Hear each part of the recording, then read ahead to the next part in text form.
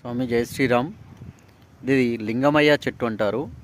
కొన్ని వందల సంవత్సరాల నుంచి ఇది ఉంది. ఇక్కడ లింగమయ్య విగ్రహాన్ని ప్రతిష్ఠించారు. ప్రతి సోమవారం ఇక్కడ పూజలు అవుతాయి. గుడి మాత్రం కట్టలేరు, ఎందుకంటే గుడి కట్టడము ఇష్టం లేదంట స్వామివారికి. అందు గురించి ఈ చెట్టు నీడలోనే కొన్ని వందల సంవత్సరాల చెట్టు అండి ఇది.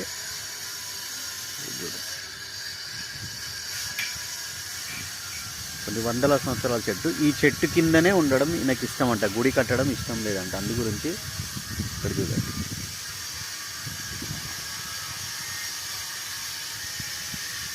మీరు కోరుకున్న కోరికలు నెరవేరుతాయి. గండిమైసమ్మ దగ్గర ఉంది. లింగమయ్య టెంపుల్ ఎక్కడ ఉందంటే చెప్తారు.